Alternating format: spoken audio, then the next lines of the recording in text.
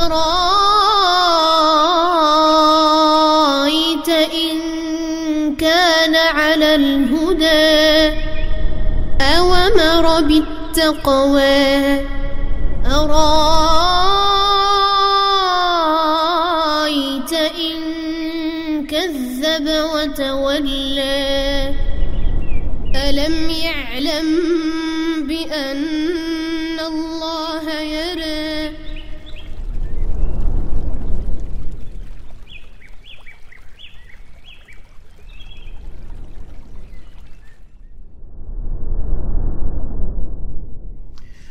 Bismillahirrahmanirrahim. Assalamualaikum warahmatullahi wabarakatuh. Innal hamdalillah nahmaduhu wa nasta'inuhu wa nastaghfiruh wa na'udzu billahi min shururi anfusina wa sayyiati a'malina. May yahdihillahu fala mudilla lahu wa may yudlil fala hadiya lahu.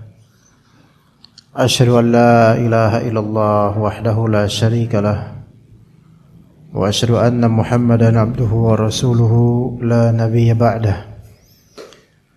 Allahumma inna nas'aluka ilman nafi'a wa rizqan thayyiba wa amalan mutaqabbala. Para ummahat sekalian yang dirahmati oleh Allah Azza wa Jalla,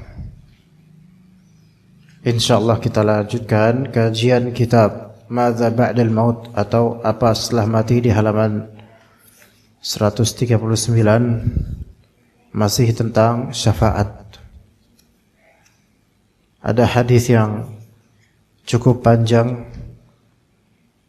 Sebagai hadis pertama yang akan kita bahas pada duha hari ini insyaallah taala.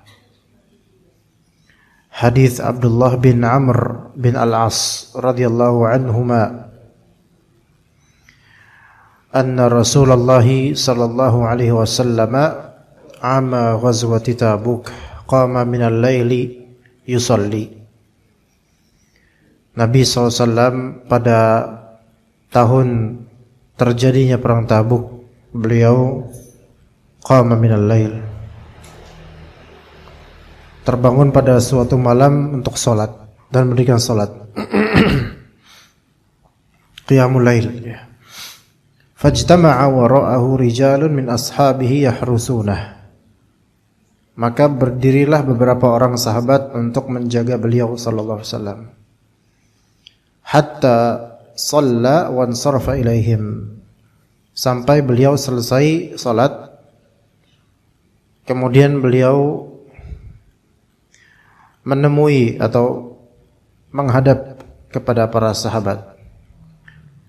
Dan Rasulullah SAW kemudian memberikan sabda dan kabar tentang kekhususan beliau. Kata beliau sallallahu alaihi wasallam, laqad u'titu al-lailata khamsan ma u'tiyahunna ahadun qabli. Pada malam ini aku telah diberikan 5 perkara yang tidak diberikan kepada siapapun dari para nabi sebelumku. Ini spesial. Amma ana, yang pertama. Jadi dari 5 tersebut yang paling pertama kata beliau, amma ana fa ursiltu ilan nasi kullihim ammah wa kana min qabli innama yursalu ila qaumih. Adapun aku diutus kepada seluruh manusia secara global. Sedangkan nabi-nabi sebelumku diutus khusus kepada kaum mereka masing-masing. Ya, Nabi Isa diutus kepada Bani Israel. Nabi Musa pun begitu. Dan seterusnya. Jadi Islam yang dibawa oleh Nabi Muhammad SAW itu adalah Islam yang universal untuk semua kalangan, untuk semua agama. Dan Rasulullah SAW ditugaskan untuk mendakwahi siapapun dari bangsa, kaum dan agama. Maka sampai detik ini siapapun diwajibkan untuk masuk Islam dan mengikuti Nabi Muhammad SAW. Berbeda dengan nabi-nabi sebelumnya. Ya, kemudian wa nusirtu 'alal 'aduwwi bir-ru'bi walau kana baini wa bainahum masiratu syahrin la muli'a minhu ru'ba. Dan yang kedua,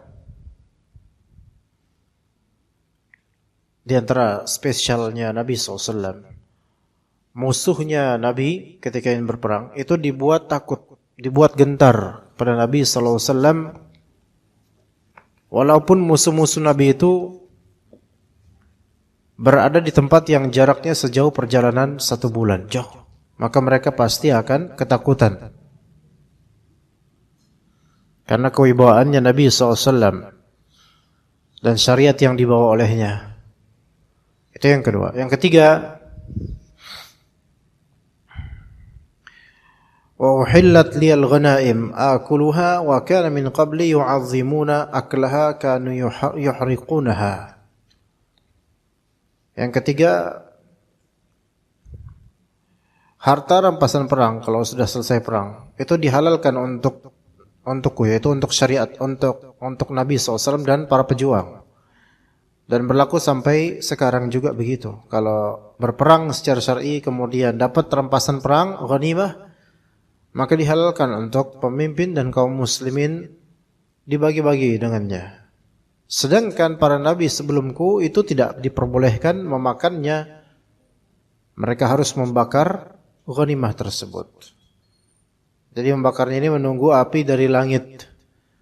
Dan kalau misalnya ada yang melakukan ghulul, yaitu mencuri bagian dari harta rampasan perang, maka di zaman Nabi-Nabi sebelumnya itu tidak ada api yang melahap dari langit.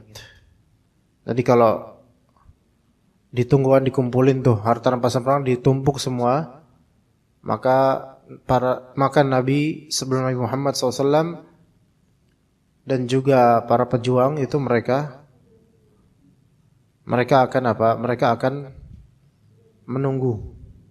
Ya. Mereka akan menunggu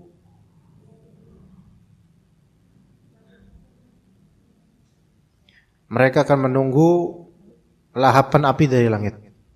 Kalau enggak turun-turun tuh api, ini berarti ada yang nilap, ada yang ngambil.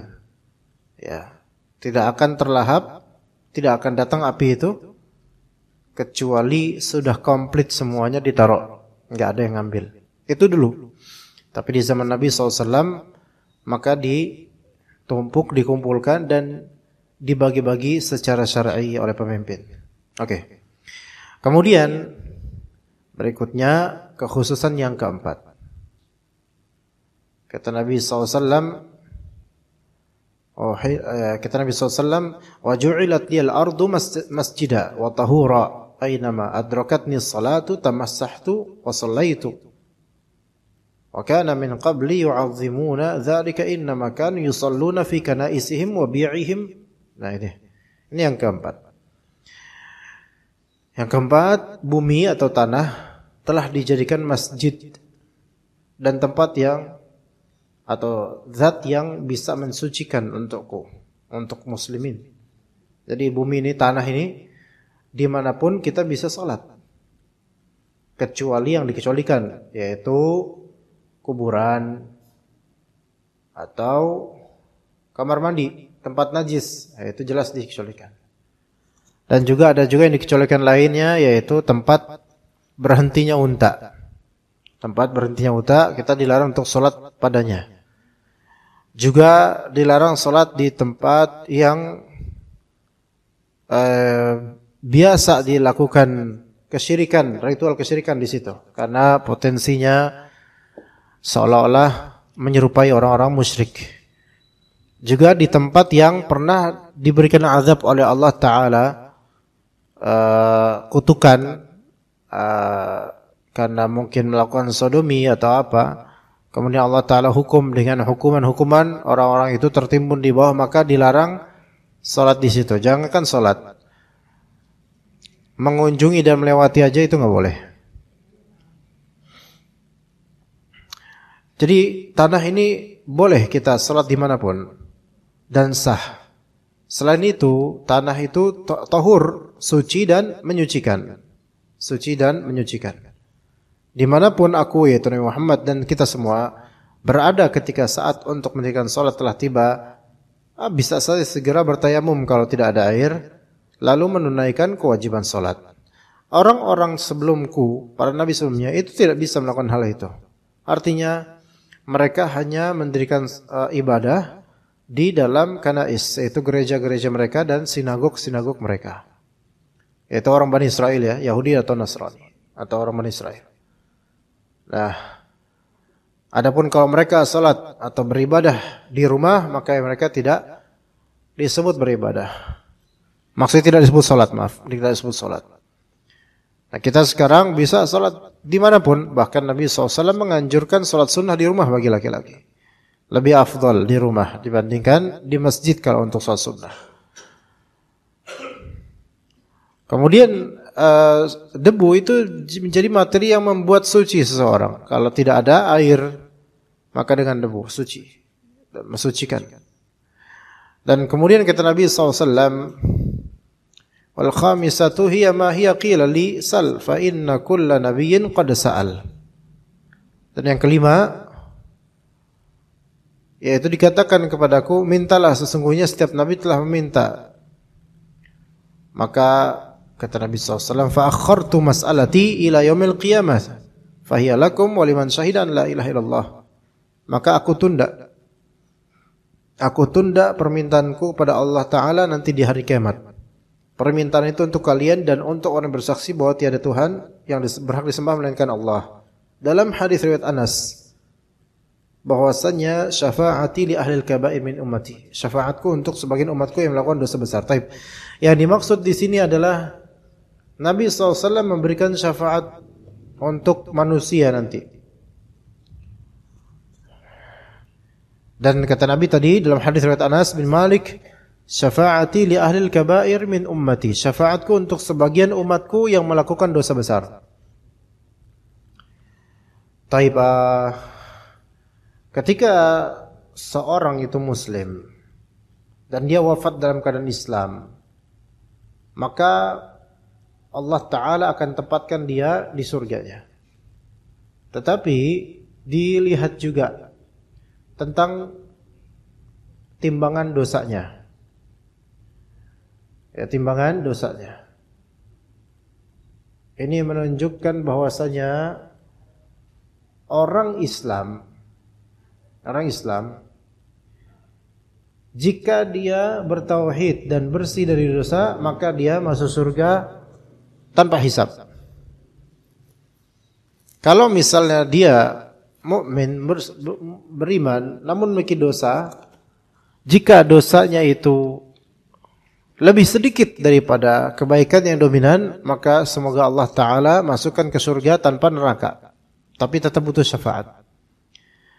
Yang ketiga, seorang mukmin dia bertauhid tapi memiliki dosa yang timbangannya lebih berat daripada amal solehnya. Maka yang seperti ini potensinya menuju neraka.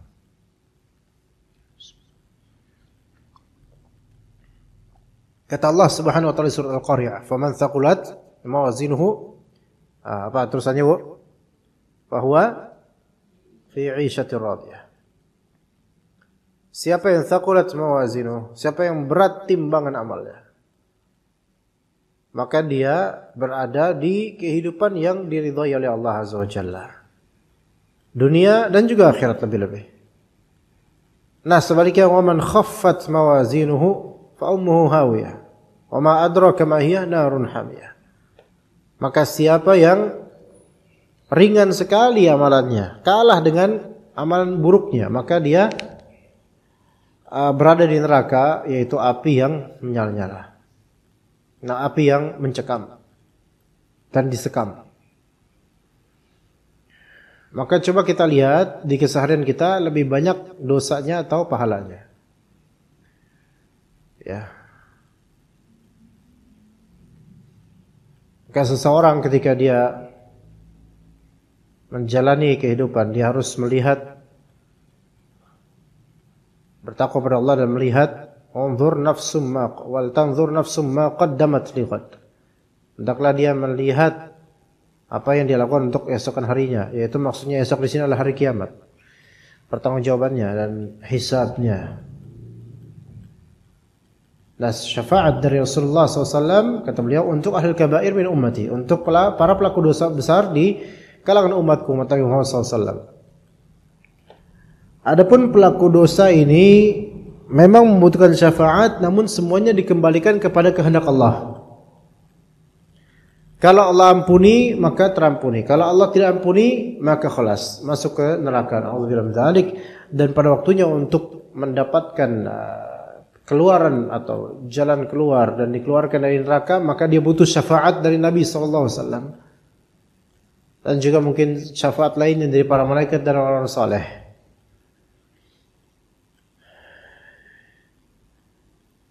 Maka seberapa kita beramal jemaah, ummahat sekalian? Dan siapa yang kita cari dalam beramal kita? Kalau kita mencari darinya adalah dunia dan makhluk, maka mungkin kita akan mendapatkannya, sementara di akhirat kita nggak dapat apa-apa. Jemaah ummahat sekalian rahimakumullah, para ummahat yang kita kenal memiliki perasaan dan kepekaan, yang kadang beramal sama seperti laki-laki dan kadang tidak mau beramal sama seperti laki-laki. Hanya saja di antara hal yang kadang menjadikan amal ibu-ibu itu terhenti adalah perasaan kebaperan. Itu, ya. Dan ini saya akan selalu menasihati para ummahat bahwasanya amal itu ya, jangan berhenti atau tidaknya karena baper atau karena kesel.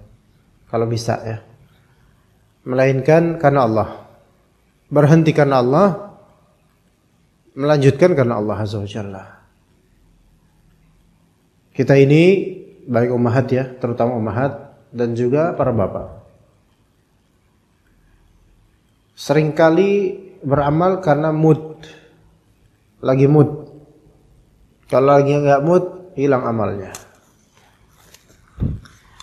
Kita nyari siapa dari itu? Lagi kesel, maka enggak beramal lagi habis itu. Futur.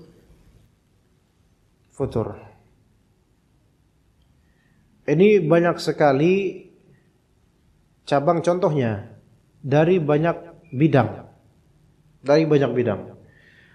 Dagang aja, dalam perdagangan ya, bisnis, buka usaha, buka unit usaha. Di awal-awal tuh berat sekali loh dagang itu. Orang belum kenal dagangan kita. Kadang orang cuma lihat doang, kadang cuma nanya iseng-iseng terus pergi. Itu enggak enak. Apalagi dagang makanan, kemudian misal enggak laku, ya besok udah basi. Jadi bukannya untung malah rugi. Dan banyak sekali dagangan-dagangan sekarang yang menurun omsetnya. Makanan bahkan, karena saking banyaknya dagangan. Tapi seorang pedagang yang unggul dan tangguh, challenge atau tantangan seperti itu, ya dihadapin, dijabanin, sampai seterusnya, sampai orang mengenal dia pedagang item itu. Enggak give up, tidak menyerah begitu saja. Dengan banyaknya persaingan dan maraknya perdagangan di media sosial atau di marketplace, seandainya para pedagang itu semua menyerah karena ada persaingan di online, maka tentu udah nggak ada lagi yang dagang offline. Tapi ternyata rezeki itu dari Allah dan pengaturan semuanya itu dari Allah. Dalam dunia dagang aja kita nggak boleh langsung give up, menyerah gitu, atau mut-mutan, kadang buka kadang enggak. Sebagian pakar mengatakan enak jadi pedagang. Karena enggak kayak orang kantoran yang harus Senin sampai Sabtu atau Senin Jumat. Adapun pedagang maka dia bisa buka kapan saja. Ini prinsip yang salah.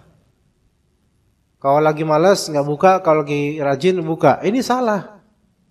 Dagang itu ya buka terus di waktu yang tepat. Dan nggak pakai mut-mutan. Kalau saya malas, enggak lah. Kecuali kalau sakit. Nah, itu dalam dagang ya. Maka apalah lagi dengan amal. Ya, amal itu nggak bisa diperlakukan seperti kalau saya lagi mood, saya bakal beramal. Kalau enggak, ya enggak usah lah. Istiqomah, ihdinas siratal mustaqim. Nah, yang membuat kita kadang-kadang itu berhenti juga dalam berdagang, dalam beramal, adalah kecondongan dan tujuan dari amalan kita itu bukan untuk Allah. Bukan karena Allah, bukan untuk Allah. Dan kita itu merasa enggak ada ganjaran dan benefit atau impact dari amalan kita. Coba Bu, nasihat atau wasiat Luqman kepada anaknya. Masih tahu enggak Bu? Atau masih tahu atau masih ingat enggak? Yang pertama, la tusyrik billah, jangan berbuat syirik pada Allah. Kemudian yang kedua apa? Ya bunayya innaha in takum mithqala habbatin min khardalin fatakum fi sakhratin aw fis sama'i aw fil ardi ya'ti biha Allah. Innallaha latifun khabir. Wahai anakku sayang, innaha in takum mithqala habbatin min khardal. Seandainya ada sebiji kecil dari sekecil sekali atom kecil yang berada di sakhrah, batu besar, au fis sama, atau berada di langit, au fil ard, atau berada di bumi, ya'ti bihallah, maka Allah Ta'ala akan mendatangkannya, Allah Ta'ala akan mengganjarinya, Allah Ta'ala akan menampakkannya atau memberinya. Sesungguhnya Allah Maha lembut lagi Maha mengetahui secara detail. Di ayat ini menjadi motivasi kita untuk beramal saleh meskipun kecil. Dan juga motivasi kita untuk mengais rezeki. Karena akan Allah berikan dengan usaha itu, dengan izin Allah. Ayat ini ada dua tafsiran. Tafsiran pertama,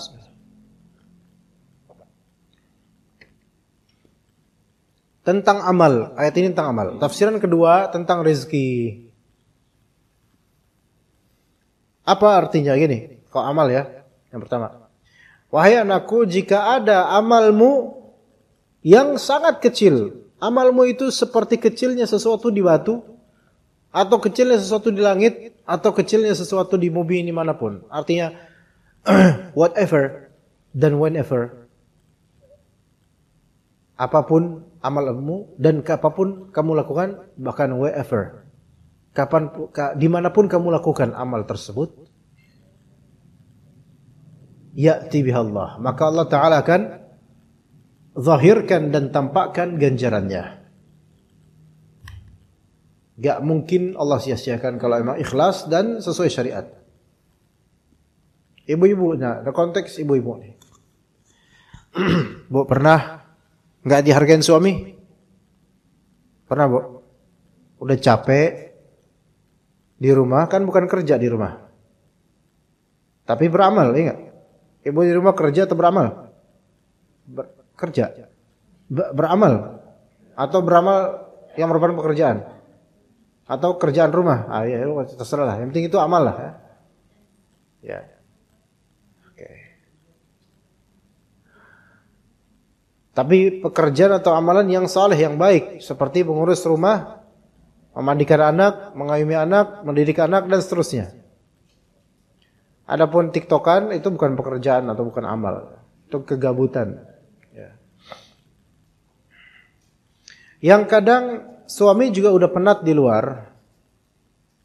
Kemudian suami datang ke rumah, ngelihat rumah itu tidak sesuai dengan ekspektasi suami. Ngomel-ngomel suami kemudian. dan seolah-olah enggak dihargain apa yang sudah dilakukan tanpa diketahui suami, apa yang sudah dilakukan di rumah, ngepel, nyapu dan seterusnya. Itu ujian buat ibu-ibu. Kalau cuman karena suami sering marah hal kayak gini karena di luar ekspektasi, kemudian akhirnya mau pisah gitu aja. Dan biasanya perempuan tuh begitu pikirannya, pengen pisah aja, pengen pisah aja, pengen pisah aja, nggak mikir panjang. Ya, maka jangan-jangan kurang sabar ini. Nah, lalu bagaimana kita menyikapinya?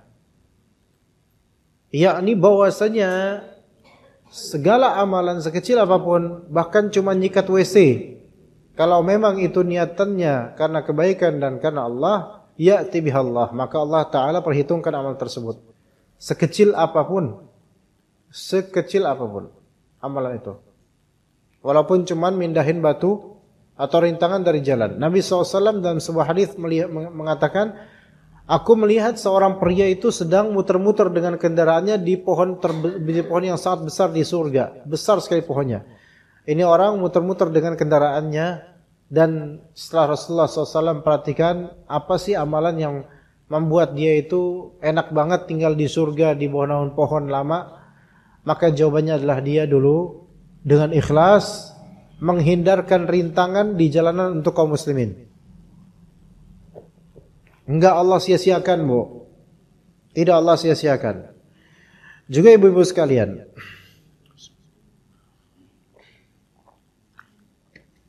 apakah ibu pernah merasakan disalah-salahin sama mertua atau disalah-salahin sama ibu-ibunya sendiri? Ibunya ibu ya. Biasanya itu tentang anak. Disalah-salahin oleh mertua atau oleh orang tua sendiri. Biasanya disalahin oleh ibu mertua atau ibunya sendiri. Tentang pendidikan anak, padahal sudah berusaha. Ya. Namun tetap diomelin, disalahin. Dan ajaibnya, nenek-nenek itu adalah hamba Allah yang sering melanggar perintah dan larangannya sendiri dalam kepengurusan cucu. Ya. Contoh. Sekarang kan zamannya gula. Minuman-minuman gula gitu ya. Makanan bergula, minum gula sekarang masif sekali. Yang itu kalau keseringan bisa merusak. Dan betapa banyaknya anak-anak muda yang rusak ginjalnya. Karena apa? Karena apa, Bu? Makanan-makanan atau minuman mengandung gula dengan kadar tinggi. Sampai saya kemarin habis khutbah Jumat di suatu tempat, bukan khutbah Jumat, habis Jumatan di suatu tempat di Bekasi lah. Saya makan nasi Padang. Bumbunya ya tahu sendiri lah gimana santan atau ininya. Nasi itu udah mengandung gula. Bumbunya bersantan dengan pekat dan banyak bumbu pekatnya. Terus saya pesan limpa pula. Itu klop banget itu. Makanya saya ngantuk ini di duha ini nih. Ya. Ya, udah enak udah tuh, nggak ada gejala apa-apa. Karena insya Allah saya bukan yang gampang untuk kena kolesterol insya Allah. Nah kemudian di depan masakan Padang itu, saya kan makan di tempat sambil ngelihat keluar. Seberangnya pas jalanan kecil seperti jalan biasa kayak jalanan sinilah kayak gitulah. Seberangnya itu gerobak jualan capcin. Ya, capcin gitu. Cappuccino cincau gitu. Ya. Emang gitu. Emang tulisannya gitu, Bu. Iya, bukan cappuccino cinta, bukan cappuccino cincau. Nah, itu pedagangnya nggak ada, barangnya ada, cuma pedagangnya lagi ngambil sesuatu mungkin. Ada calon konsumen dia minat capcin itu pakai motor kan, nungguin, datang nungguin, oh nggak ada, dia nungguin hampir semenit, tapi nggak ada pedagangnya, ya udah, Habis itu dicabut. Ya udah pergi ya. Lah. Karena orang sekarang kan nggak sabaran kalau nunggu, nggak kayak zaman dulu kan. Nah, berapa detik kemudian datang itu pedagang capcin, Abu Capcin, ya gitu. Datang dia pedagang, lah mulai situ. Saya udah selesai makan, saya datang terinspirasi untuk datangin lah, belilah. Karena seperti seumur hidup saya belum pernah makan capcin. Ini the first time ini. Insya Allah pertama kalinya saya minum capcin itu. Cincaunya sering. Bukan sering, pernah cincau mah udah biasa kita dulu. Tapi dengan capcin ini apa sih, kayak gimana sih rasanya gitu kan. Harganya berapa? 6.000. Ya saya mikir 6.000 gulanya pakai apa itu gitu kan. Oke lah, cobalah. Pesan, order makan. Saya minum di suatu tempat di daerah kecamatan, kantor kecamatan. Itu minum sekali manisnya banget itu. Itu baru berapa kali sedotan itu pusing pala saya. Bukan karena limpa, bukan. Capcinnya ini manisnya itu bikin pusing.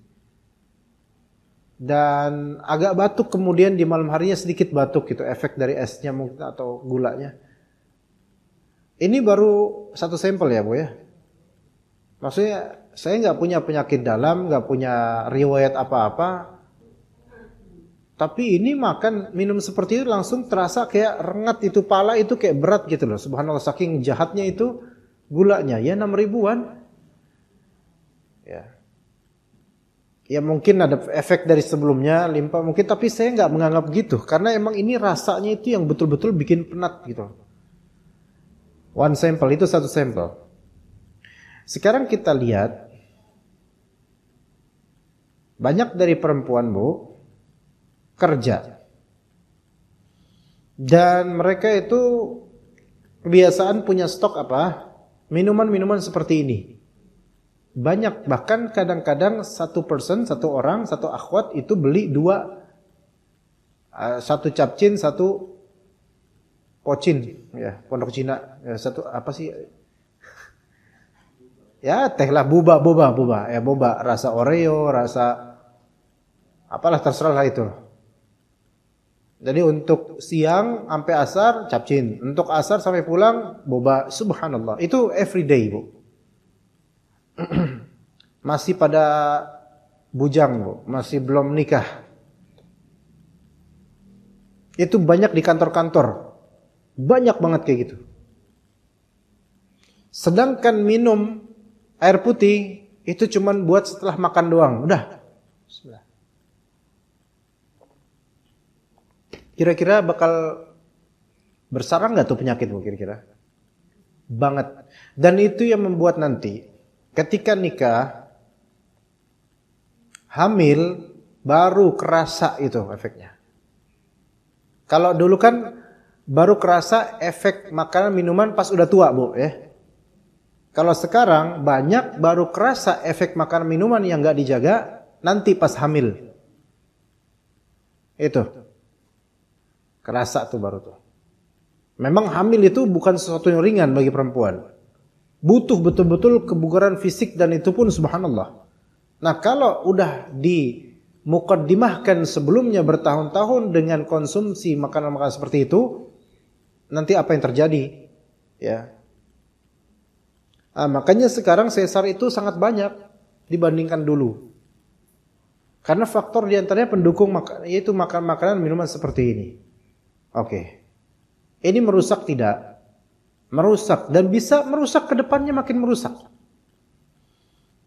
Ini berbahaya. Dibandingkan laki-laki yang paling mentok cuman ngopi doang, torabika atau apalah kapal api, laki-laki mentok gitu. Tapi kalau perempuan setiap hari ini banyak seperti itu, Bu.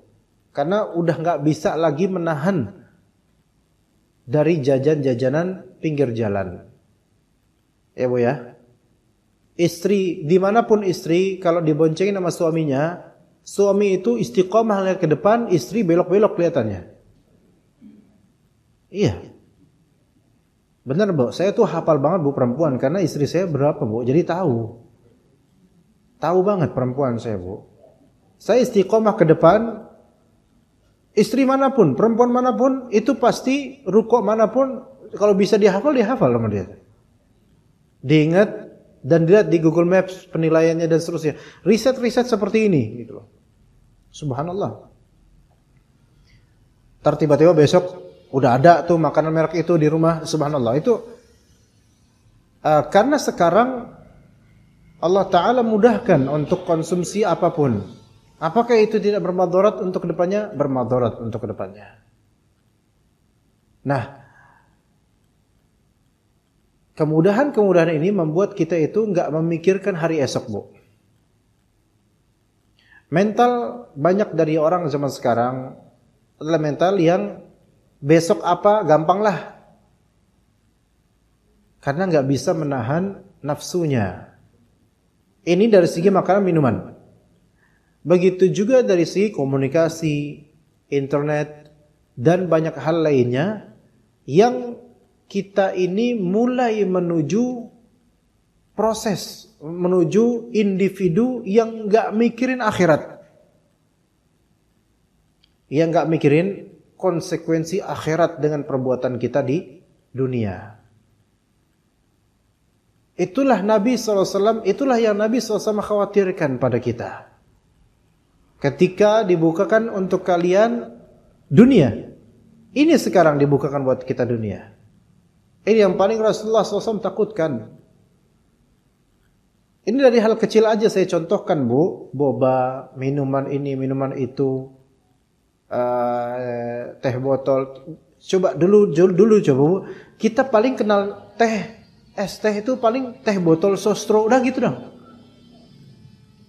Apapun makanannya, minumannya,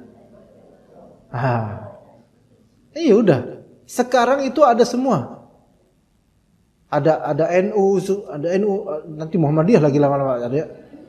Fresti ada, apalagi namanya nggak tahu lah. Teh pucuk, banyak itu. Dan tersebar di mana-mana, Indomaret, Alfamaret. Ibu kalau beli, lihat kulkas-kulkasnya atau showcase-nya semua. Itu minuman itu gula semua, Bu. Jarang jamu itu jarang. Misalnya minuman kencur, es kencur nggak ada. Kalaupun ada pasti pakai pengawet atau gimana gitu. Lihat, mudah nggak? Mudah. Itu baru satu sisi minuman loh, Bu. Sehingga orang udah nggak mikir minum aja. Dia sedang menabung penyakit sebenarnya. Kita pun begitu dalam masalah amalan, perbuatan, internet, dan seterusnya. Mengkonsumsi berita-berita, ghibah demi ghibah, biasa sekarang. Sangat biasa. Bagi yang ngaji ataupun yang nggak ngaji, biasa ghibah itu dikonsumsi. Nggak mikir bahwasanya apa yang kita konsumsi secara ma'nawi itu akan berefek pada akhirat kita. Makanya ini kajian seperti ini mengingatkan ada apa setelah mati. Ya ada amalan kita yang akan Allah Ta'ala tampakkan. Maka lihat yang tadi kata kata Luqman alaihissalam, Luqman radhiyallahu anhu di surat Luqman. Wahai anakku sekalian, wahai anakku sayang. Apapun, sekecil apapun amalan, baik sekecil apa yang di batu atau sekecil apapun di langit, sekecil apapun di bumi, itu akan Allah Ta'ala tampakkan dan zahirkan dan Allah berikan balasan terhadapnya. Ibaratnya, seolah-olah nih, sekecil apapun makan yang kita makan, itu akan ada impact dan efeknya pada sedikit bagian dari tubuh kita. Ya. Jadi ayat itu bisa berkaitan dengan amalan. Maksud saya di sini berkaitan dengan tadi ibu-ibu kurang dihargai misalnya di rumah. Kurang dihargai oleh mertua misalnya. Misal ibu punya mertua atau punya ibu. Yang mana seorang nenek itu sangat concern terhadap cucunya, melebihi concernnya terhadap anaknya saat ini dan dulu. Apapun yang terlihat salah di mata ibu nih, ya maksudnya misalnya ibu nyuruh anaknya main, itu disalahin. Ibu kasih minum apa namanya? Tadi itu fresh tea atau apa? Capcin gitu. Anaknya dikasih. Anaknya masih kecil, capcin yang harganya 6.000, nawar lagi. Ya subhanallah. Dikasih. Diomelin sama mertua atau ibunya ibu. Tapi one day, suatu hari, apapun harinya, ketika ibu titip anak ibu ke neneknya, baik dari mertua atau dari ibu sendiri, boleh jadi sang nenek itu melanggar apa yang dia larang. Itulah kehebatan nenek-nenek. Bukankah begitu wahai nenek? Ya. Beneran Bu, ini nanti ibu-ibu yang bakal jadi nenek kayak gitu. Ini saya kasih tahu. Karena saya punya beberapa ibu dan beberapa ibu mertua, jadi ngerti. Oh seperti itu, saking sayangnya sama cucu. Beneran. Itu nggak sadar Bu, nggak sadar. Anaknya, kamu jangan kasih anak kamu kayak gitu. Kamu jangan contohin anak kamu main HP.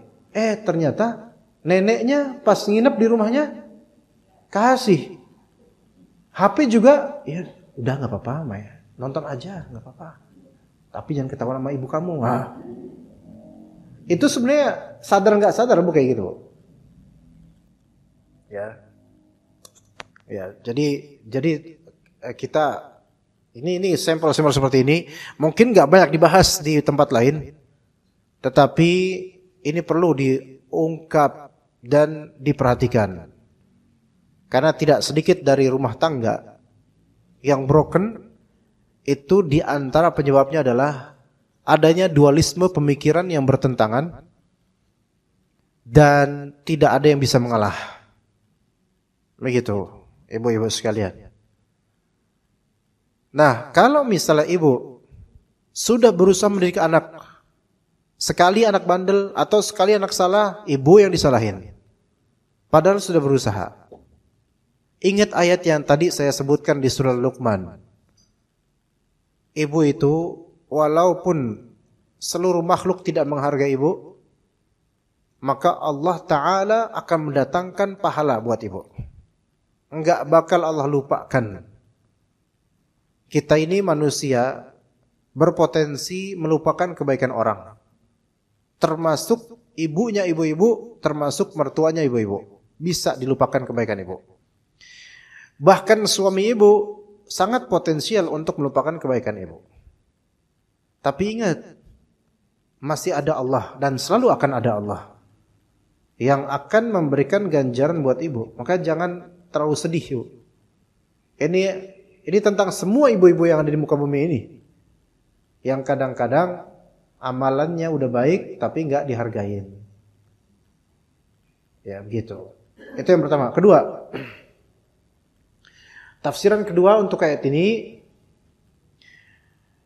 yaitu innaha in takum mithqala habatin min khardalin fatakum fi sakhratin aw fis samaa'i aw fis samawati aw fil ardi ya'ti biha Allah. Itu tentang rezeki. Yang kedua tentang rezeki. Rezeki Anda walaupun sekerat kecil di sebuah bongkah batu atau sekelumit di suatu bagian langit atau setitik di bagian bumi, kalau emang itu rezeki Anda, maka pasti Allah Ta'ala akan datangkan untuk Anda. Nah, ini harus dipercaya nih.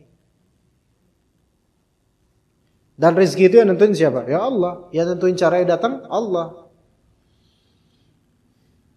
Kalau kata banyak orang, kalau jodoh gak bakal kemana, kan gitu. Jodoh mah, kalau udah jodoh mah gak bakal kemana-mana. Bener, pas udah jadi jodoh gak pergi kemana-mana. Diem aja di rumah, gak kerja. Nah, sebenarnya idiom atau kata mutiara tersebut itu tidak hanya berlaku pada jodoh doang sih, Bu. Berlaku pada rezeki pada umumnya. Ya kalau emang rezekinya enggak bakal kemana-mana. Jadi jangan cuma di jodoh doang. Di semua jenis rezeki. Kalau emang itu bagiannya yang Allah pilihkan, itu enggak bakal melesat. Apa kata Nabi SAW? anna ma asabaka lam yakun liyukhti'ak wa ma akhta'aka lam yakun liyusibak. Apa yang menimpamu, kena padamu, itu tidak akan melenceng. Kalau emang udah Allah takdirkan kamu dapat itu atau kamu kena itu, enggak mungkin melesat. Karena sudah Allah Ta'ala patenkan di takdir, ini buat dia orang ini. Dan apa yang melesat darimu, enggak bakal dapat kamu. Mau usaha gimana kek, kalau Allah tidak mentakdirkan itu buat kamu, dari rezeki enggak bakal dapat, enggak bakal. Mau effortnya atau usahanya sampai sekerat tenaga, mengerahkan segala tenaga, dan uang telah banyak habis, kalau emang itu bukan jodohnya, itu bukan rezekinya, itu bukan bagiannya, enggak bakal dapat. Nah, ada orang effortless, tanpa usaha sedikit pun, kalau emang itu jodohnya, kalau emang itu rezekinya, maka kalaupun dia tidur di rumah tetap dapat. Ada Ustadz Abdullah Zain hafizahullah, beliau masyhur ya, Ustadz mengurus pesantrennya di Purbalingga sana. Beliau pernah cerita, ada seorang yang saleh lagi makan, terus ada seekor kucing ngeong-ngeong. Biasa kalau kita lagi makan kan kucing langsung datang gitu. Makannya kan baunya bau ikan gitu kan. Apalagi aromanya asin. Itu kucing tuh ini banget datang. Nah, ngeong-ngeong gitu kan berarti itu minta dia. Minta jatah lah ya. Minta sedekah, infak gitu kan. Maka dikasihlah oleh orang alim tersebut, nih bagian dari makanan. Terus kucing itu menggigit bagian daging yang diberi, digigit. Ya, di sini kucing itu menggigitnya nggak sampai geleng-geleng dulu, Bo. Kan biasanya kok kucing kalau mau makan daging gitu, dia gigit terus kan geleng-gelengin dulu, gitu loh. Apa ya? Digeterin dulu tuh daging supaya memeriksa itu masih hidup atau udah mati, gitu. Enggak, dia langsung gigit terus bawa keluar. Oke, mungkin ini sesuatu yang lazim lah, biasa lah. Setelah itu dia datang lagi, ngeong lagi. Ya yang biasa kucing kayak gitu sih. Ya, enggak qanaah gitu kan. Nah, dikasih lagi malam itu plek gitu. Dilakukan hal yang serupa. Enggak lama kemudian datang lagi tuh kucing, ngeong lagi. Ini kucing kok bukan masalah, mungkin kalau ngeongnya minta-minta terus itu kucing lah, wajar. Tapi kenapa setiap dia ambil langsung dibawa keluar ke arah sana gitu. Akhirnya saya uji lah, saya mau tahu. Kasih yang ketiga kalinya, terus dititeni sama orang alim ini, diliatin gitu apa ya, diawasin, dikuntit, diikutin. Kemana nih kucing, mau kemana sih? Bawa makanan kemana sih? Gitu. Dibawa akhirnya sampai dia di dekat rumahnya ada rumah kosong. Masuk tuh kucing ke rumah kosong itu, si alim ini di belakang juga masuk. Kucing itu nggak tahu kayaknya kalau diikutin. Ya. Nah, dilihat ada apa, Bu? Di sebuah ruangan, di satu ruangan di rumah kosong itu ada kucing yang sudah tergeletak, yang udah nggak berdaya, nggak bisa ngapa-ngapain, dan kayak menunggu kematian gitu, Bu. Ternyata kucing yang tadi itu, yang minta-minta itu, menafkahi sahibnya. Dikasih, plek gitu. Rizki, Bu. Ya. Effortless gitu loh, tanpa effort, tanpa usaha, tanpa ikhtiar dari kucing yang kedua itu, nggak bisa ngapa-ngapain. Kalau memang udah Allah tetapkan rizki, itu datang. Walaupun tanpa usaha. Ya. Lah ada yang lain, kucing yang lain ngoyo, ngejar-ngejar terus itu, ditendang lagi sama lagi, diusir, datang lagi, ditendangi. Akhirnya besok-besok dikarungin. Udah effortnya udah luar biasa, lobbynya udah banyak, tapi nggak dapat. Lihat rezeki nggak pakai logika. Rezeki ditentukan oleh Allah. Itu satu pesan dari satu cerita. Kisah lain yang disebutkan oleh Syekh Abdul Razak hafizahullah ta'ala. Beliau bercerita bahwa ada seseorang, dia lagi jalan. tiba-tiba terperosok dan jatuh ke sumur. Sumurnya itu bukan sumur yang mungkin ada di kita kan sumurnya ada temboknya tuh, Bu. Enggak, ini sumurnya tuh mungkin temboknya sedikit kecil, cuman berapa senti doang, dan langsung lubang ke dalam gitu loh. Lah dia mungkin enggak ngelihat atau gimana, kepleset jatuh. Pleng gitu. Dan masih hidup. Ajaib, masih hidup. Nah, ada tetangga situ dengar, tolong-tolong, pakai bahasa Arab ya, tolong-tolongnya. Maka tetangga di situ, lah ada orang tuh, gitu kan. Ya akhirnya dibawa ke atas, ya dah sampai atas dah. Kan kedinginan tuh, namanya sumur kan, air gitu kan. Maka kemudian dibawa dulu ke rumah dulu yuk, istirahat, tenangin diri dulu. Dikasihlah segelas susu yang hangat mungkin. Untuk ngangatin badan, dikasih segelas susu. Ngobrol-ngobrol lah. Ente kok bisa sampai nyemplung di situ udah gitu nggak mati lagi, gitu kan? Maka akhirnya gimana ceritanya? Kok bisa nyemplung? Wah kalau diceritain mah susah. Saya peragain aja lah, gitu kan? Tadi saya tuh di sini. Akhirnya mereka ke tempat itu lagi. Tadi saya ke sini. Terus saya jalan, gini kan jalan. Terus ya udah nanti. Pas jalan itu saya kecemplung, beneran kemudian kepleset lagi, nyemplung lagi. Mati yang kedua. Mati. Dan di sini mati dia. Ya. Padahal yang pertama tadi apa? Enggak mati. Yang kedua mati. Padahal lagi cosplay aja, lagi peragain aja. Kesandung lagi. Mati di dalam. Apa ibrahnya di sini? Coba apa ibrah? Ibrahnya apa, Bu?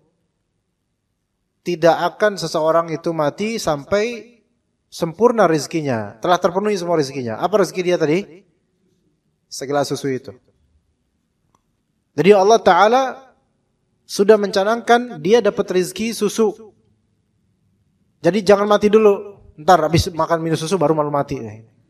Gitu. Gitu, Bu. Subhanallah, itu rezeki. Sesuatu yang misterius sebenarnya. Kita mungkin bisa prediksikan. Kayak misalnya pegawai, suami, ibu, misalnya gaji bulanan 7 juta misal. Bulan depan mungkin 7 juta. Mungkin 7 juta. Tapi siapa yang mengira bahwa saya bisa jadi suatu saat di PHK? Suatu saat bisa kolaps itu perusahaan? Kita nggak tahu. Bisa juga ditambah rezekinya oleh Allah dari arah lain? Kita nggak tahu. Jadi rezeki kalau emang udah Allah canangkan, itu mau sekecil apapun rezekinya, mau dari manapun itu pasti apa? Allah datangkan. Cuman kalau untuk rezeki kita itu dianjurkan untuk ikhtiar, berusaha. Ya begitu. Nah kalau kita memegang konsep ini soal amalan, kita cari dari Allah pahalanya. Soal rezeki, kita tawakal sama Allah. Itu hati bakal tenang. Udah gitu diakhiri dengan lafal ayat innallaha latifun khabir. Sesungguhnya Allah Ta'ala maha lembut, lagi maha mengetahui secara detail. Apa makna kemahalembutan Allah, umat sekalian? Ada dua makna. Makna kemahalembutan Allah ada dua makna. Makna pertama adalah makna seperti kata al-khabir, yaitu maknanya mengetahui sesuatu, segala sesuatu secara detail dan lembut. Itu kemahalembutan Allah Azza wa Jalla. Makanya sebagian salaf mereka mengatakan, atau sebagian ulama salaf mereka mengatakan, Allahu latifun bi'ilmih. Allah Ta'ala maha lembut dengan ilmunya, yaitu dengan yaitu Allah Subhanahu wa Ta'ala mengetahui detail sekali sehingga hal-hal yang lembut yang tidak diketahui makhluk manapun Allah tahu, saking lembutnya pengetahuannya. Itu makna pertama.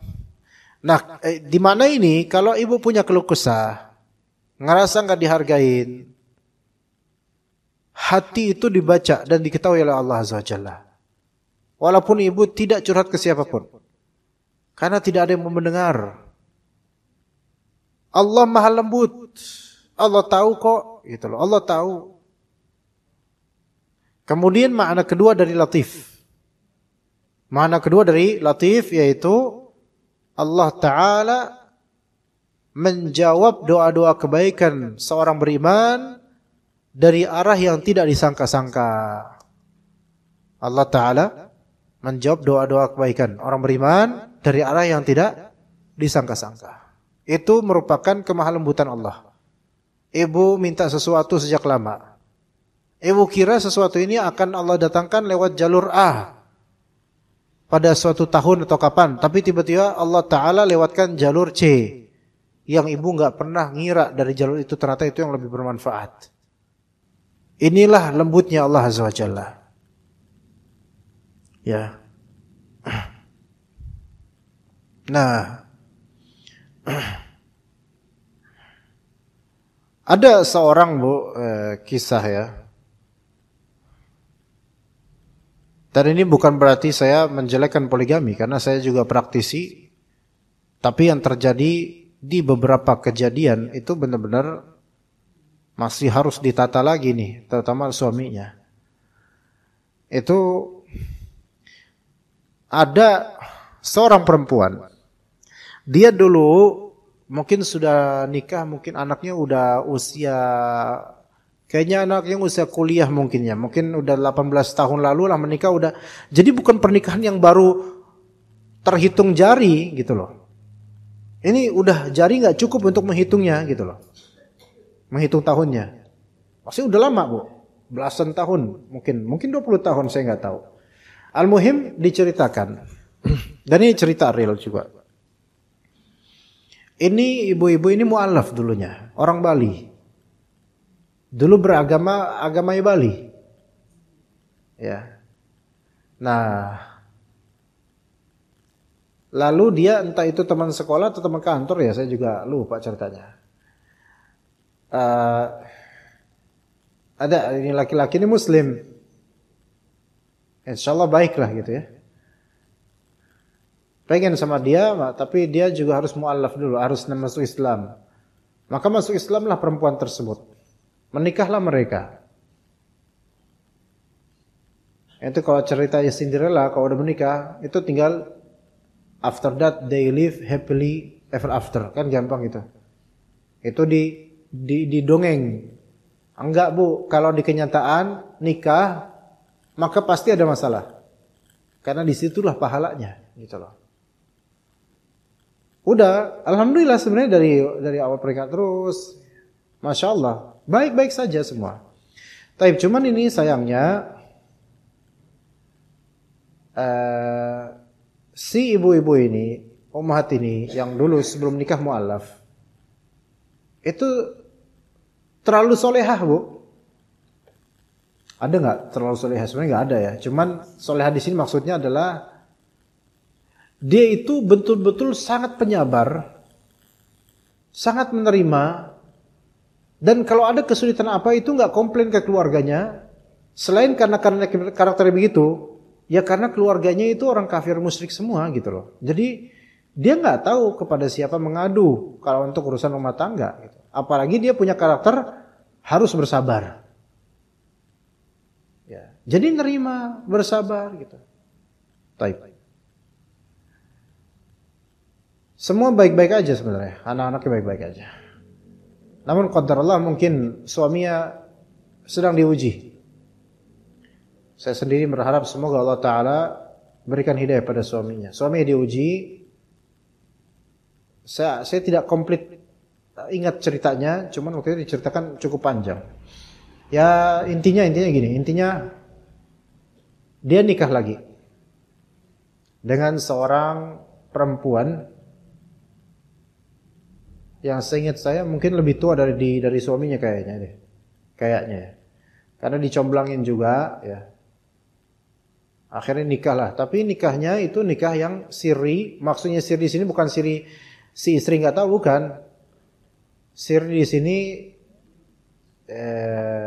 di bawah tangan, bagi catatan pemerintahan itu nikah bawah tangan istilahnya. Artinya tidak legal secara buku nikah dan tidak terdaftar di SIMKah. Ya secara syariat sah mungkin, insyaallah secara syariat sah. Cuman kan istri kalau memang udah ridho dan dia berusaha ridho, dan sebenarnya ridho aja. Sebenarnya kalau istri udah ridho itu tinggal gampang itu ke pengadilan, dah jadi gitu loh. Cuman ini suaminya itu, sebagaimana beberapa ikhwan yang juga saya dengar juga seperti itu nggak mau diresmiin gitu loh. Ajaib ya. Nggak mau diurusin kayak gimana, nggak mau. Taib. Cuman udah istrinya udah nerima kayak gini, malah akhirnya dia berlaku zalim si suaminya itu dengan ngajak safar istri keduanya terus. Padahal istri keduanya itu lebih tua daripada mereka. Kemana-mana dia safar. Dan pembagian malam itu sangat tidak adil, tidak berimbang, sangat tidak berimbang. Dan mulai jauh dari anak-anaknya. Dan anak-anaknya pun membencinya. Dan hal-hal lain yang saya juga kalau ceritain itu nggak pantas mungkin. Al-muhim rasa itu makin lama makin hilang kan, karena udah dizolimin sebegitunya. Dan saya selalu nasihati ibu tetap sabar. Ingat anak-anak juga. Ketahuilah semua amal ibu dicatat oleh Allah. Semua sabar ibu dicatat oleh Allah. Tapi karena dia nggak punya keluarga yang betul-betul mensupportnya, malah kemudian dia akhirnya bilang ke keluarga suami segala hal ini. Mau nggak mau bilang. Kezalimannya, kesulitannya, dan hal-hal yang berkaitan dan seterusnya. Apa kata keluarga suami dari perempuan-perempuan itu? Mereka justru menyalahkan ibu ini. Jadi dari semua arah tuh salah gitu loh. Ibu ini salahkan karena apa, Bu? Kamu sih terlalu polos, kamu sih terlalu sabar, kamu sih terlalu nah gitu. Bingung jadi ibu ini. Saya berusaha soleha, tapi saya malah dituding salah yang saya yang bersalah. Mereka itu adalah saudaranya suaminya. Dan ajaibnya mereka ini nggak mau menasihati suaminya yang begitu, gitu. Ajaib, subhanallah. Disinilah ayat ini perlu betul-betul dipakai, Bu, untuk menjadi tasliyah dan tarbiyah, menjadi hiburan dan pendidikan. Karena selama ini yang beliau bilang, saya sudah berusaha Ustaz untuk beramal, untuk ini itu dan seterusnya, tapi kok hati itu udah nggak bisa ya sama dia gini. Itu wajar, karena sudah diperlakukan seperti itu. Tapi setahu saya sarankan sabar, sabar, jangan cerai, jangan minta apa-apa, jangan sabar. Ibu, kalau misal dia memang zalim, Allah itu nggak tutup mata, Allah itu bukan nggak tahu, Allah tahu. Justru kalau dibiarkan dia langgeng dengan kezalimannya, itu istidraj, Bu. Akan kena nanti waktunya. Tinggal ibu sabar aja. Gitu. Tapi kesian namanya perempuan, ya udah. Allah alam sekarang bagaimana? Ya itu bukan urusan rumah tangga mereka. Ya, di sini maksud saya umat sekalian, ketahuilah bahwasanya apa yang terjadi di rumah-rumah kita dari kesulitan, ujian dan seterusnya, itu jangan lihat kemudian orang yang sukses atau orang yang sedang tidak diuji, jangan. Lihatlah orang-orang yang ternyata banyak yang lebih besar ujian daripada kita. Sehingga kita lebih apa? Lebih ringan hatinya dan langkahnya. Itu. Seperti itu ummahat sekalian rahimakumullah. Itu salah satu kasus ya dari poligami yang tidak tepat, tidak baik. Ini bukan menjadikan sifat keumuman poligami di Indonesia ini, bukan. Ini salah satu case. Kita harus berimbang, Bu. Nggak boleh ketika kita mendengar satu kabar poligami yang tidak baik, seolah-olah poligami itu nggak baik semua. Itu negatif, nggak baik. Ya, tinjauan tidak boleh, nggak adil, nggak fair. Karena justru rata-rata poligami yang bahagia dan baik, adil, itu rata-rata tidak diumbar, tidak orangnya pegiatnya itu tidak provokatif dan tidak gembar-gembor sana sini, Bu. Rata-rata yang membuat pernikahan itu langgeng dan baik adalah yang tidak suka pamer kebaikan mereka. Dan rumah tangga yang sering pamer di media sosial atau liputan ini itu konten kreator, itu adalah rumah tangga yang pada waktunya akan ada waktunya untuk bubar atau ketahuan aibnya. Artis-artis, Bu, kalau ibu lihat mereka yang sering memamerkan kemesraan, rumah tangga bisa gini bisa gitu, seolah itu kan tinggal nunggu waktu, Bu. Karena ain itu ada. Kata Nabi SAW, al-ainu haq. Pandangan iri, ain itu ada. Ya, yang pada waktunya terbit kisah-kisah perceraian, kisah ini, kisah itu. Ibu lihat artis-artis dah yang memang mereka tampak sekali. Dulunya adalah orang-orang yang apa? Memamerkan kemesraan, orang yang seperti prestasi rumah tangga itu tinggi gitu. Sekarang kita lihat bubar. Karena mereka memamerkan kemesraan, maka bubarnya mereka juga dipamerkan oleh media. Itulah. Ya. Seandainya kita ada di posisi itu, betapa pahitnya gitu loh. Na'udzubillah min dzalik. Ya begitu, Bu ya. Jadi bersabar.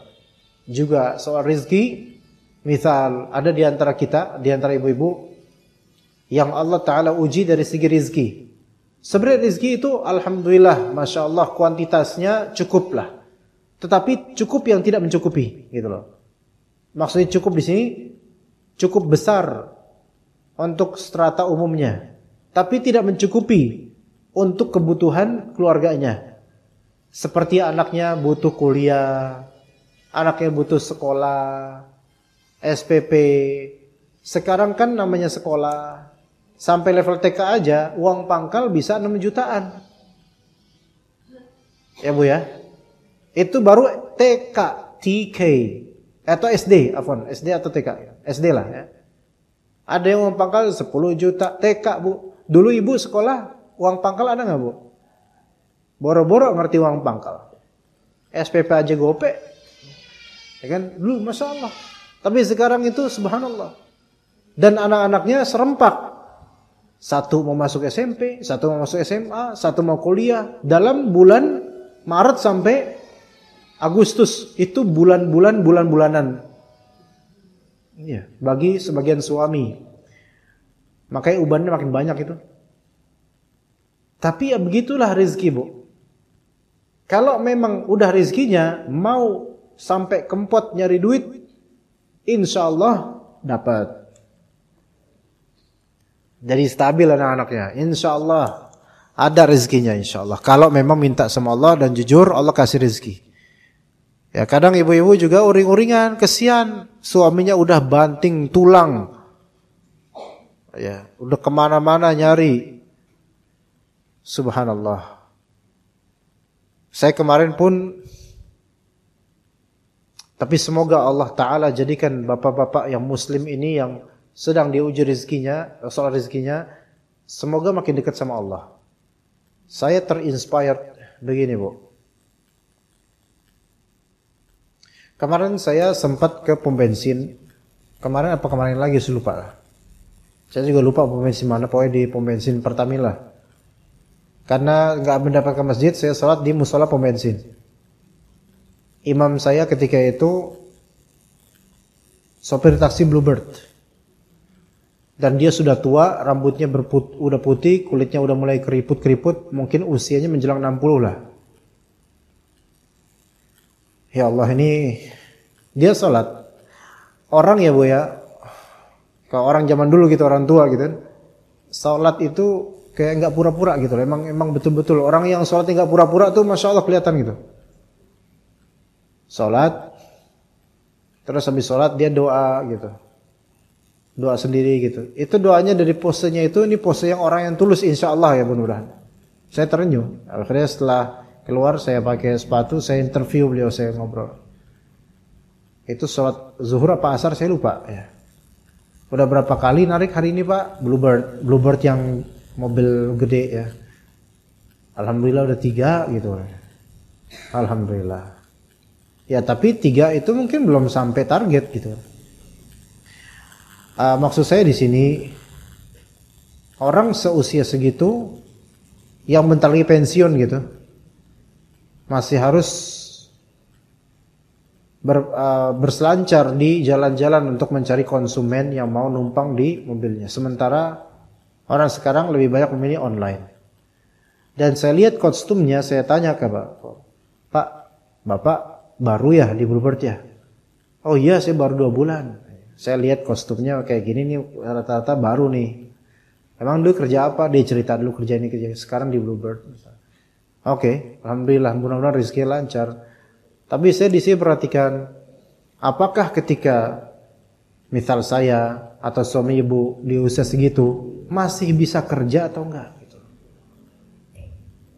Tapi seenggak-enggaknya apapun itu, kalau memang masih hidup ada rezekinya. Nah, ini konsep yang harus ditanamkan di hati kita. Ketika melihat anak-anak kita atau cucu-cucu sebagian dari ibu-ibu di sini melihat tidak mudahnya sekarang nyari kerja, ya, maka anak-anak ini gimana ke depannya? Ini kadang membuat emosi sebagian dari kita itu meluap karena kita bingung. Inilah, disinilah iman harus berbicara bahwasanya wa may yatawakkal 'ala Allah. Lanjutin, Bu.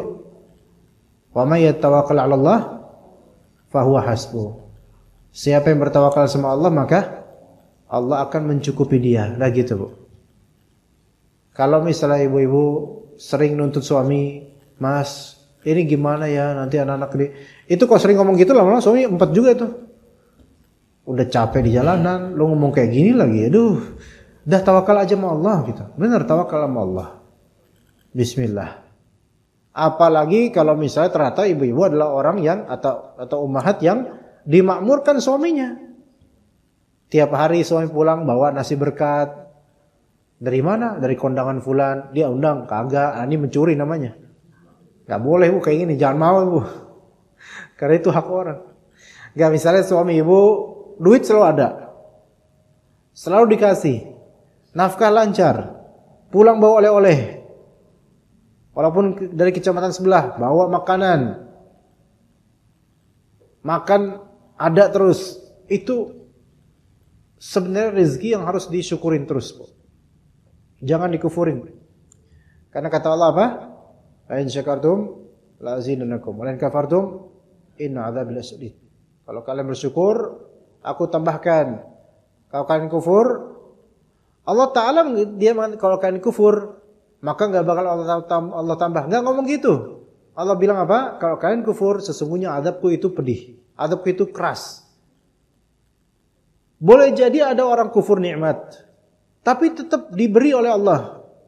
Loh, azabnya di mana sekarang? Azabnya adalah di ketidakpuasan dia terhadap pemberian Allah. Itu azab. Beneran, kehausan hati padahal sudah diberi, itu azab. Maka ibu-ibu yang sudah Allah berikan suami yang mapan, Masya Allah, baik dan mengalir rezeki yang Allah limpahkan padanya, ke ibu juga royal, tapi kemudian kufur nikmat, itu bukan di kemiskinan sekarang azabnya. Tapi di kegelisahan, pengen ini, pengen itu, nuntut ini, nuntut itu, itulah azabnya. Yang itu membuat hati itu gak enak, salat gak khusyuk, gak tenang hatinya, dan seterusnya. Ya seperti itu, Bu, wasiat dan tausiah dari saya. Ada pertanyaan gak ibu-ibu? Udah jam segini tapi gak ada? Oh, ada? Oh ya.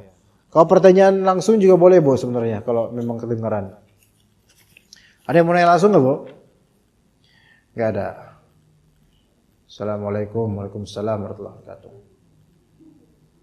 Tentang dosa besar yang belum ditaubati sampai wafat, bukankah beliau cari neraka? Bukankah diancam neraka? Apakah masih dapat syafaat Rasulullah SAW? Mohon dijelasin. Ya, baik.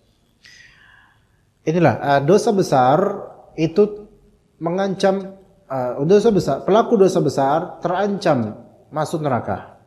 Kalau dia beriman, dan dosa besar itu bukan kufur besar, bukan syirik besar, bukan. Tapi dosa besar yang pelakunya itu masih terkategorikan muslim, maka ini terancam masuk neraka. Ingat, lafalnya benar ini, bagus. Terancam masuk neraka itu tidak melazimkan pasti masuk neraka. Karena apa? Karena segala dosa besar selain syirik itu di bawah kehendak Allah. Apa kata Rabb kita Azza wa Jalla? Innallaha la yaghfiru ayyushraka bih wa yaghfiru ma duna dzalika liman yasha. Sesungguhnya Allah Ta'ala tidak mengampuni dosa syirik orang yang sudah wafat dalam keadaan syirik. Orang yang sudah wafat dalam keadaan syirik besar, belum taubat. Wa yaghfiru ma duna dzalika liman yasha. Dan tapi Allah Ta'ala bisa mengampuni yang di bawah dosa syirik, yaitu dosa-dosa besar, bagi yang Allah Ta'ala kehendaki. Jadi ini dikaitkan dengan kehendak Allah. Ya, dia terancam, betul terancam ke neraka, betul. Tapi dan dia belum taubat, betul. Dan dia wafat, iya. Tapi apakah dia masuk neraka? Maka kita katakan terancam masuk neraka, namun semua itu dikembalikan kepada kehendak Allah Subhanahu wa taala. Itu bagi muslim ahli tauhid yang mempunyai dosa besar yang belum ditaubatin. Ya. Begitu.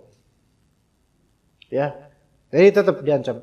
Kalau Allah Ta'ala tidak berkehendak mengampuninya, ya udah ke neraka dia. Apakah dia bisa butuh syafaat? Iya, dia tetap butuh syafaat. Karena bisa jadi dengan syafaatnya maka Allah ridha dengan dia. Sehingga dosa besarnya itu Allah Ta'ala ampuni. Tapi asalnya dosa besar terampuni dengan taubat.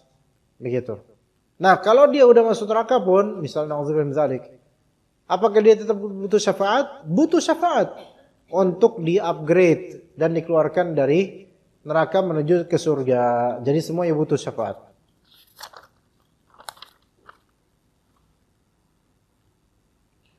Assalamualaikum warahmatullahi wabarakatuh. Mana izin Ustaz? Tanya Ustaz.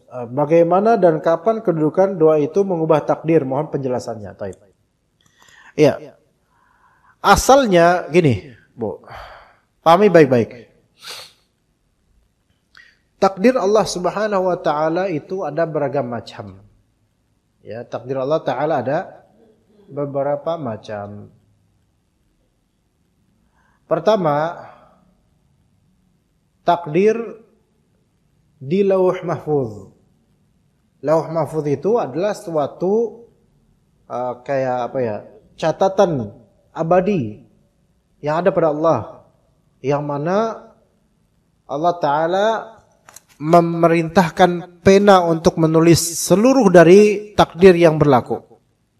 Ini yang pertama, Bu. Ini yang fix untuk semua takdir. Nah, dari situ nanti ada takdir-takdir lainnya, Bu. Ada takdir sanawi. Bukan sanawi, bukan pakai sa, bukan pakai sin. Kalau sanawi mah SMP nanti itu. Takdir sanawi yaitu takdir tahunan. Ya. Kemudian ada takdir pekanan. Ya. Atau bisa juga disebut atau bisa juga takdir harian, bisa juga ada. Ada juga takdir umur, usia. Saya lengkapin ini. Pertama, takdir di Lauh Mahfuz, ya. Ada juga takdir lainnya saya enggak jelasin, tapi enggak saya masukin di sini enggak. Yang pertama takdir Lauh Mahfuz. Ini takdir yang tidak bisa diubah. Oke? Yang pertama, takdir di Lauh Mahfuz itu sudah termaktub semuanya, enggak ada perubahan sama sekali. Ya. Kedua, takdir umur, usia. Ini takdir yang Allah Ta'ala suruh malaikat mencatatnya ketika manusia masih di kandungan. Disuruh apa? Rezekinya. Disuruh nanti dia jadi orang bahagia atau enggak, nanti gimana, gitu semua. Ajalnya. Ini namanya takdir apa? Takdir usia, takdir umur. Yang ini bisa diubah enggak? Bisa diubah. Karena malaikat hanya diperintahkan mencatatnya, bukan menentukannya. Catatan malaikat begini, nanti bisa aja ajalnya Allah ubah. Dan segala perubahan itu semua tertulis di mana? Di Lauh Mahfuz.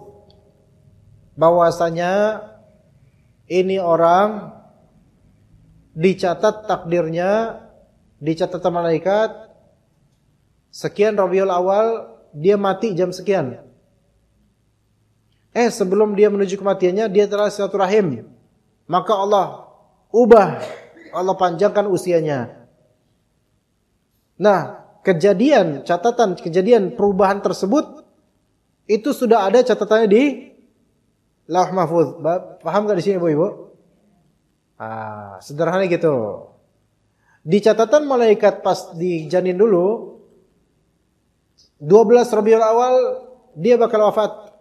Ternyata pas tanggal 10 Rabiul Awal dia mohon kepada Allah. Dia 12 Rabiul Awal dia bakal sakit dan wafat gitu kan. Di catatan malaikat gitu. Maka ternyata tanggal 10, 11 dia bermunajat pada Allah, minta sama ya Allah berikanlah saya umur panjang untuk taat padamu ya Allah, ampuni saya ya Allah dan seterusnya. Sungguh-sungguh berdoa. Doa ini bisa ngubah takdir enggak? Bisa dengan izin Allah. Yang tadi 12 Rabiul Awal Allah panjangkan dengan terserah Allah sampai kapan. Nah, peristiwa ini, perubahan takdir ini catatannya itu sudah ada di Lauh Mahfuz dan tidak akan berubah di Lauh Mahfuz itu. Jadi apa-apa yang berubah dari takdir usia kita, takdir rezeki kita itu bisa berubah, tapi perubahan tersebut ada di Lauh Mahfuz. Gitu. Juga ada takdir tahunan. Fiha yufraqu kullu amrin hakim. Di malam Lailatul Qadar takdir itu dicatat. Tapi takdir ini bisa berubah. Di antara berubahnya dengan doa. Kemudian takdir harian juga bisa dan seterusnya. Semua takdir yang tadi, yang bawah-bawah tadi, itu semua bisa diubah dengan doa.